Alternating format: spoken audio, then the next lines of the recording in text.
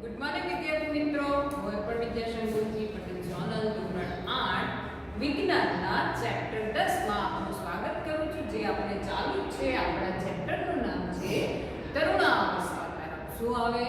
તરુણાવસ્થા તરફ. તો એની અંદર આપણે જોઈએ, આજે આપણે થાઇરોક્સિન ગ્રંથિનું જ જોવાનું છે, પણ જે કાયાંતરણ આપણે જે આગળના ચેપ્ટરમાં ભણી ગયા એ જ એની અંદર આપણે જોયું હતું કે કીટકો, બરાબર.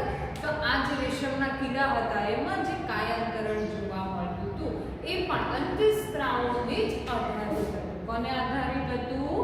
અંતઃસ્ત્રાવોને. ખ્યાલ આવી ગયો દરેકને? તો અહીંયા આપણે એ જ જોવાનું છે કે અહીંયા જે કીટકો છે એનું જે કાયાંતરણ થાય છે એ કાયાંતરણ અંતઃસ્ત્રાવોને આધારિત છે. જેમ આપણે આગળ અંતઃસ્ત્રાવો અને તેના કાર્યો જોયા હતા, પિટ્યુટરી ગ્રંથિ, એડ્રીનલ ગ્રંથિ, શુક્રપિંડ, અંડપિંડ, તો એ જ રીતના અહીંયા પણ જે દેડકા છે એ દેડકામાં કાયાંતરણ જોવા મળે છે. તો આપણે એ જોવાનું છે કે કીટકો અને દેડકામાં જીવન ચક્ર પૂર્ણ કરવા માટે અંતઃસ્ત્રાવોનો ફાળો, બરાબર. તો અંતઃસ્ત્રાવો કઈ રીતના ફાળો આપે છે એ જોવાનું છે. તો દેડકા અને કીટકોની વાત કરીએ તો આ પ્રશ્ન સ્વરૂપે પૂછાય છે. શેના સ્વરૂપે પૂછાય છે? પ્રશ્ન સ્વરૂપે કે કીટકો અને દેડકામાં જીવન ચક્ર પૂર્ણ કરવા માટે અંતઃસ્ત્રાવો કેવી રીતે મદદરૂપ છે. પ્રશ્ન શું પૂછાય છે? તો અહીંયા અંતઃસ્ત્રાવો પછી એવું લખવામાં આવે છે કે કેવી રીતે મદદરૂપ છે, બરાબર. અહીંથી આ પ્રશ્ન છે, પેલો પોઈન્ટ છે. તો આપણે જનરલી જોવા જઈએ તો કીટકો અને જે દેડકા છે એની અંદર કાયાંતરણ જોવા મળે છે. તો એ પણ દેડકાની અંદર થાઇરોક્સિન નામનો જે અંતઃસ્ત્રાવ આવે છે એના કારણે, જેમ આપણે ગોઈટરનો રોગની ઉણપ થાય તો એ જ રીતના દેડકાઓને પણ એ જ અંતઃસ્ત્રાવની જરૂર છે, જે આયોડિનની ઉણપના કારણે જ થાય છે, બરાબર. અને બીજું છે કીટકો. તો કીટકોમાં કીટ નામનો અંતઃસ્ત્રાવ આવે છે, એના લીધે તેનું કાયાંતરણ જોવા મળે છે. તો આપણે એ જોવાનું છે, અહીંયા પહેલું જ લખ્યું છે કે ડીંબમાંથી, ડીંબ એટલે કે જે ઈંડા છે, ડીંબ એટલે કે જે ઈંડા છે એ ઈંડામાંથી પુખ્ત પ્રાણી સ્વરૂપમાં રૂપાંતર થવાની જે ક્રિયા છે તેને કાયાંતરણ કહે છે. આપણે જોયું હતું આગળના ચેપ્ટરની અંદર કે ઈંડામાંથી પુખ્ત સ્વરૂપમાં રૂપાંતર થવાની ક્રિયાને કાયાંતરણ કહે છે. તો અહીંયા પણ એ જ વ્યાખ્યા છે. અહીંયા પણ શું છે? એ જ વ્યાખ્યા કે ડીંબમાંથી એટલે કે ઈંડામાંથી પુખ્ત પ્રાણી સ્વરૂપમાં રૂપાંતરણને કાયાંતરણ કહે છે. શું કહે છે? કાયાંતરણ. તો કાયાંતરણની વ્યાખ્યા યાદ રહે, શોર્ટમાં લખવું હોય તો ઈંડામાંથી પુખ્ત સ્વરૂપમાં રૂપાંતર થવાની ક્રિયાને કાયાંતરણ કહે છે. જેની અંદર આપણે કીટકો જોવાનું છે.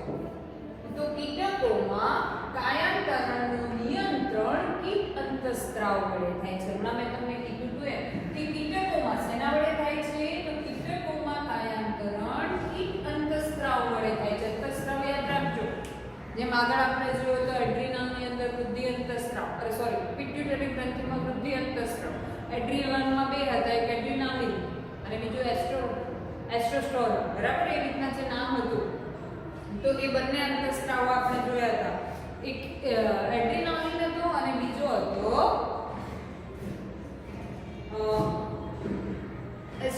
એસ્ટ્રોસ્ટોરમ, બરાબર. તો એ બંને આપણે જોયા હતા. એ જ રીતના અહીંયા જે કીટ અંતઃસ્ત્રાવો છે એ કીટના કાયાંતરણની અંદર કીટ અંતઃસ્ત્રાવ આવે છે. તો એ જ રીતના હવે દેડકામાં વાત કરીએ તો દેડકામાં થાઇરોઇડ ગ્રંથિ વડે સ્ત્રાવ પામતો થાઇરોક્સિન, જેમ થાઇરોઇડ ગ્રંથિમાં થાઇરોક્સિન અંતઃસ્ત્રાવ હતો એ જ રીતના દેડકાઓમાં પણ જે થાઇરોઇડ ગ્રંથિ છે એ થાઇરોઇડ ગ્રંથિમાંથી થાઇરોક્સિન અંતઃસ્ત્રાવ ઉત્પન્ન થાય છે.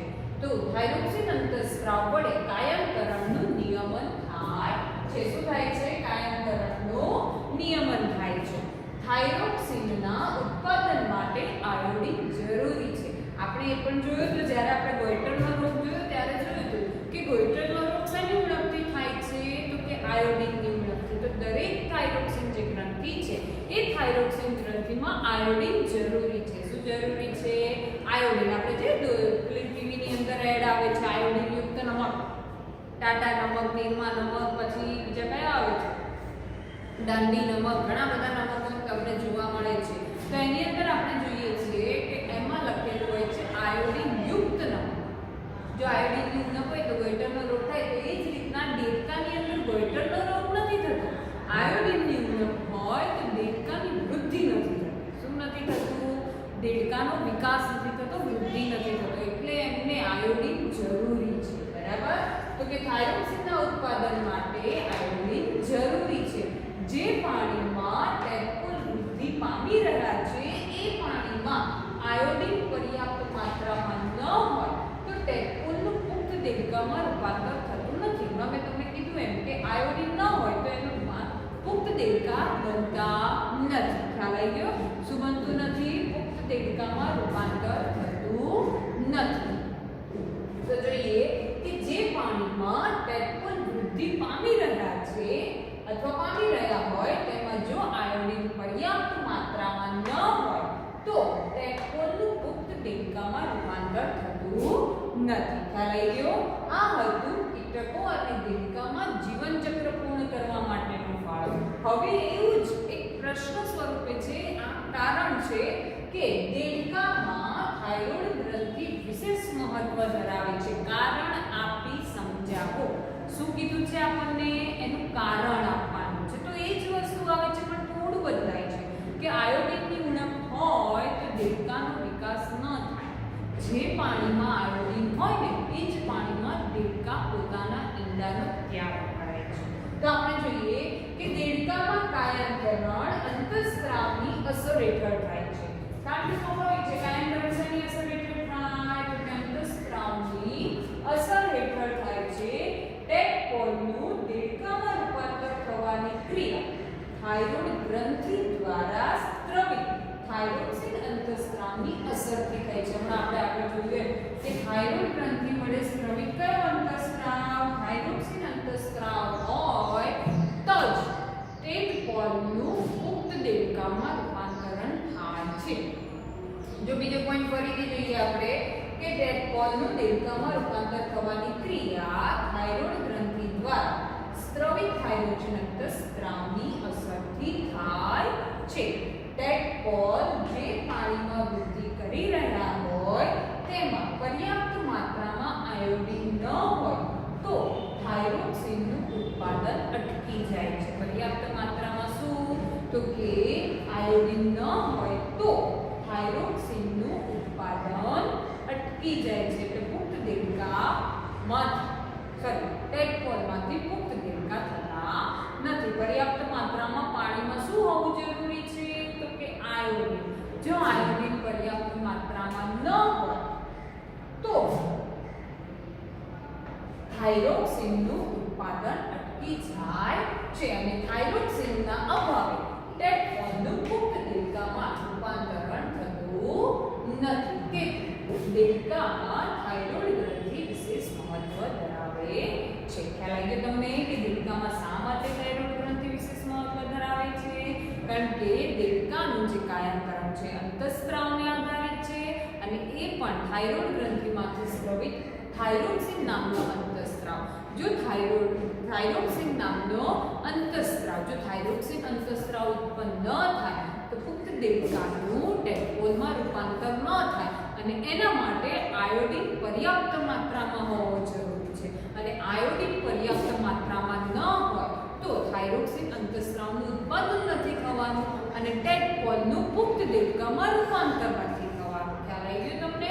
ઓકે, તો અહીંયા આપણે પ્રાણીઓનું જોયું. હવે બીજો પ્રશ્ન છે કે જો અંડકોષ ફલિત થાય તો શું થાય? આપણે આગળ જોયેલું છે બરાબર, પણ પ્રશ્ન સ્વરૂપે તમને આપ્યું છે એટલે આપણે જોઈ લઈએ ફરીથી કે જો અંડકોષ ફલિત થાય તો શું થાય? તો કે જો અંડકોષ ફલિત થાય તો યુગ્મન જ બને છે. શું બને છે? યુગ્મન જ બને છે અને યુગ્મન જ વિભાજિત થઈ ગર્ભમાં પરિણમે છે. આપણે જોઈ છે આખી જ ક્રિયા કે જે ગર્ભની અંદર યુગ્મન જ આવ્યું તો એ યુગ્મન જ બન્યા પછી સતત તેમાં વિભાજન થાય છે. એટલે કે કોષોની સંખ્યા 1 માંથી 2 માંથી 3 માંથી કોષો વધતા જાય છે. ખ્યાલ આવ્યો? એટલે યુગ્મન જ વિભાજિત થઈ ગર્ભમાં પરિણમે છે અને ગર્ભાશયની જાડી દિવાલમાં ગર્ભ વિકાસ થવા માટે સ્થાપિત થાય છે. શું થાય છે? ગર્ભાશયની દિવાલમાં ગર્ભ સ્થાપિત થાય છે. તેમાં ફળ સ્વરૂપે ગર્ભધારણ થાય છે. એટલે કે સ્થાપિત થયું એટલે ગર્ભધારણ થયું અને સ્થાપિત ગર્ભ ભ્રૂણમાં રૂપાંતરિત પામે છે. શેમાં રૂપાંતરિત પામે છે? તો ભ્રૂણમાં. ગર્ભ જે સ્થાપિત થયું છે એ પહેલા ગર્ભ આવ્યું, પછી સ્થાપિત થયું અને પછી ભ્રૂણમાં વિકાસ પામે છે. એટલે કે ભ્રૂણમાં રૂપાંતર પામે છે, ભ્રૂણમાં વિકાસ પામે છે, અંતે શિશુનો જન્મ થાય છે અને પૂર્ણ વિકાસ થયા પછી શિશુ જન્મ લે છે. ક્લિયર? ફરી એક વખત આપણી ક્રિયા સમજાવી દઉં છું. જો અંડકોશ ફલિત થાય તો યુગ્મન જ બને છે. યુગ્મન જ વિભાજિત થઈ ગર્ભમાં પરિણમે છે અને ગર્ભાશયની જાડી દિવાલમાં ગર્ભ વિકાસ થવા માટે સ્થાપિત થાય છે. તેમાં ફળ સ્વરૂપે ગર્ભધારણ થાય છે અને સ્થાપિત ગર્ભ ભ્રૂણમાં રૂપાંતરિત થાય છે અને અંતે શિશુ જન્મ લે છે. ક્લિયર? આ ક્રિયા જો ફલિત થાય તો, જો ફલિત ન થાય તો કે જો અંડકોશ ફલિત ન થાય, ધ્યાન રાખજો આમાં પ્રશ્ન નથી તો એ સમજાવી દઉં. જો અંડકોશ ફલિત ન થાય તો યુગ્મન જ ના બને અને યુગ્મન જ ના બને એટલે ગર્ભાશયની દિવાલ પર સ્થાપિત ન થાય અને ગર્ભાશયની દિવાલ પર સ્થાપિત ન થાય એટલે શું થાય? તો કે જે આ અંડકોશ છે એ અંડકોશ ગર્ભાશયની જે જાડી દિવાલ છે તે અને સ્નાયુઓ તૂટે છે. સ્નાયુઓ તૂટે છે એટલે તેમાંથી રુધિર વહેવાનું એટલે કે રક્તસ્રાવ થાય છે અને એ રક્તસ્રાવ એટલે ઋતુસ્રાવ. ખ્યાલ આવી ગયો?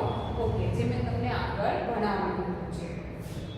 તો હવે આપણે જે આગળ જે તરુણાવસ્થા જોઈ હતી એમાં એક પ્રશ્ન રહી ગયો છે, એને આપણે જોડે જોડે જોઈ લઈએ છીએ કે શા માટે તરુણાવસ્થામાં કેટલાક તરુણોમાં શરીરનો ભાગો અસમાન જોવા મળતા હોવા છતાં પછીથી શરીર સુડોળ થઈ જાય છે. પહેલા કેવા? તો કે શરૂઆતમાં જ્યારે તરુણાવસ્થામાં પ્રવેશે છે ત્યારે એવું નથી હોતું કે બધા જ વ્યક્તિના, બધા જ ગર્લ્સ કે બધા જ બોયઝના બધા જ અંગોનું એક જ સાથે વિકાસ થાય. કેટલાક બોયઝ એવા હોય કે જેનો વિકાસ છેલ્લે 17 થી 18 વર્ષની અંદર પૂર્ણ થઈ જાય, એટલે કે છેલ્લે વિકાસ થવાની શરૂઆત થાય. શરૂઆતમાં વિકાસ ન થાય, હાઈટ ઊંચી હોય, હાથ પગ ટૂંકા હોય, મીન્સ કે લંબાઈ ઓછી હોય અને પછીથી 18 વર્ષ થવા આવે એટલે એમને પૂર્ણ વિકાસ થઈ જાય એટલે વ્યક્તિ લાંબો થઈ જાય. તમે એ પણ જોયું છે કે તમે જ્યારે કોઈ પણ પ્રસંગમાં કે તમારા ઘરમાં 21 વર્ષ પછી ગયા હોય ત્યારે તમને કોઈ બીજા મળે, તમને ઓળખતા હોય એટલે એમ કહેતા હોય છે કે એટલે મેં તને આટલા ટાઈમ પહેલાં જોયો તો ત્યારે તું નાનો એવું લાગતો હતો, તો ઘણો મોટો લાગે છે. તો એ રીતના ખ્યાલ આવી ગયો તો કે બધાનો વિકાસ એક જ સાથે કે એક જ સરખો થવો જરૂરી નથી. કોઈનો વિકાસ પહેલા થઈ જાય છે તો કોઈ વ્યક્તિનો વિકાસ પછીથી થાય છે. ખ્યાલ આવ્યો? અને છેલ્લે 18 વર્ષ પૂર્ણ થતાં થતાં તેનું શરીર સુડોળ થઈ જાય છે એટલે કે શરીરના બધા જ અંગોનો વિકાસ થઈ જાય છે.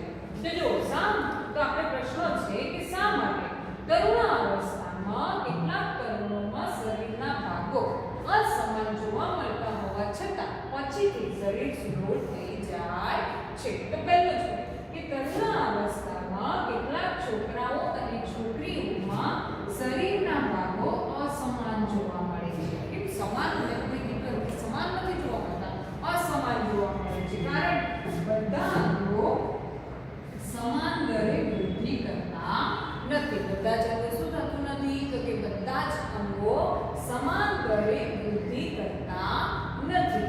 ક્યારેક તરુણોના હાથ અથવા પગ અન્ય અંગોની સાપેક્ષે મોટા થાય છે. શું થાય છે?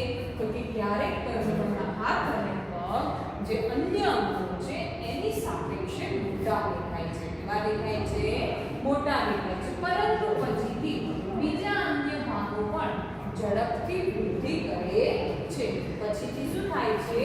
તો કે બીજા જે અન્ય ભાગો છે એની ઝડપથી વૃદ્ધિ કરે છે.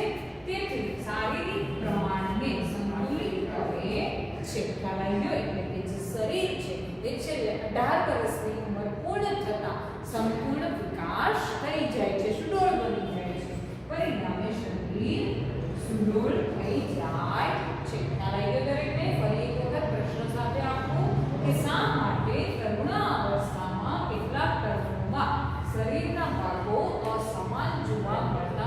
છતાં પછી શરીર સુડોળ થઈ જાય છે કે તરુણાવસ્થામાં કેટલાક છોકરા અને છોકરીઓમાં શરીરના ભાગો અસમાન જોવા મળે છે કારણ કે બધા અંગો સમાન દરે વિકાસ કરતા નથી. ત્યારે તરુણોમાં હાથ અથવા પગ અન્ય અંગોની સાપેક્ષે મોટા દેખાય છે પરંતુ પછીથી બીજા અન્ય ભાગો પણ ઝડપથી વૃદ્ધિ કરે છે. તો કે છેલ્લે 18 વર્ષની ઉંમર પૂરી થવા આવે એટલે વિકાસ થઈ જાય. ભલે તમારો વિકાસ આગળ નથી થયો 15 વર્ષે કે 13 વર્ષે કે 14 વર્ષે, પણ 18 વર્ષની ઉંમર થાય એટલે પૂર્ણ વિકાસ થઈ જાય એટલે શરીર સુડોળ બની જાય છે. ખ્યાલ આવ્યો? તો અહીંયા આજે આપણે પ્રાણીઓમાં કાયાંતર જોયું, દેડકા અને કીટકો. તો કીટકોનો અંતઃસ્ત્રાવ કયો છે? તો કે કીટ. અને દેડકામાં તો કે થાઇરોઇડ ગ્રંથિનો થાઇરોક્સિન અંતઃસ્ત્રાવ એ જોયું. પછી આપણે જોયું કે જો ગર્ભફલિત થાય તો શું થાય અને શરીર સુડોળ થઈ જાય છે. તો આ પ્રશ્નોની અંદર તમને ના ખબર પડે તો મને તમે પૂછી શકો છો. Thank you.